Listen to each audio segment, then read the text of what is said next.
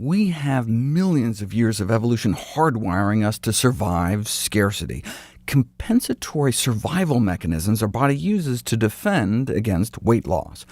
So when we start losing weight, we may unconsciously start moving less as a behavioral adaptation to conserve energy. There are metabolic adaptations as well. Our metabolism slows down. Every pound of weight loss may reduce our resting metabolic rate by 7 calories a day. This may only translate to a few percent differences for most, but can rapidly snowball for those who achieve massive weight loss. During one season, some of the Biggest Loser contestants famously had their metabolic rates tracked. Above and beyond the hundreds of calories less it takes to just exist 100+ pounds lighter, by the end of the season their metabolic rate slowed by an extra 500 calories a day. The mind-blower was that 6 years later they were retested and still had the 500-calorie-a-day handicap. So the contestants had to cut 500 calories more than anyone else their size to maintain the same weight loss. No wonder the bulk of their weight was regained. Most remained at least 10% lower than their starting weight, though, and even a 7% drop has been shown to cut diabetes rates about in half. Still, the metabolic slowing means you have to work that much harder than everyone else just to stay in place. Analyzing 4 seasons of The Biggest Loser minute by minute, researchers noted that 85% of the focus was on exercise rather than diet, though the exercise component accounted for less than half of the weight loss. Even 6 years after their season ended, the contestants had been maintaining an hour of daily, vigorous exercise, yet still regained most of the weight. Why? Because they started eating more. They could have cut their exercise to just 20 minutes a day and still maintained 100% of their initial weight loss if they would have just been able to keep their intake to under 3,000 calories a day. That may not sound like much of a challenge, but weight loss doesn't just slow your metabolism, it boosts your appetite.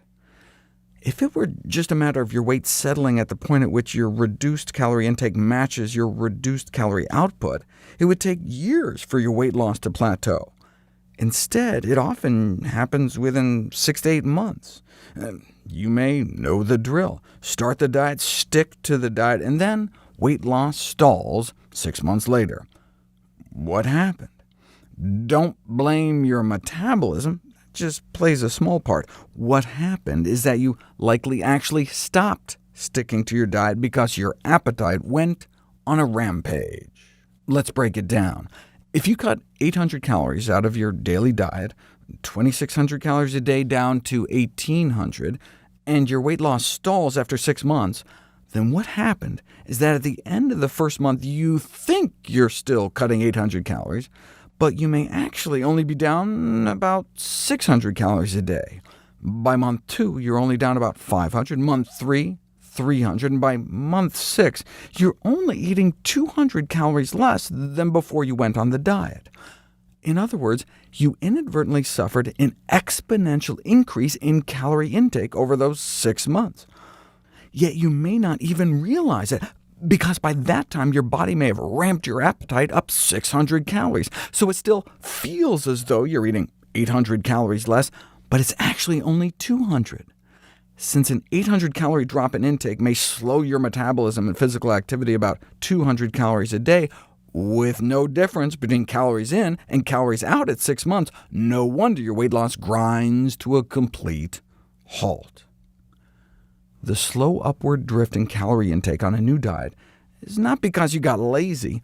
Once your appetite is boosted by 600 calories after dieting for a while, eating 200 calories less at the end is as hard as eating 800 calories less at the beginning.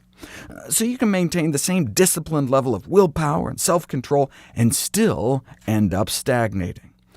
To prevent this from happening, you need to maintain the calorie deficit.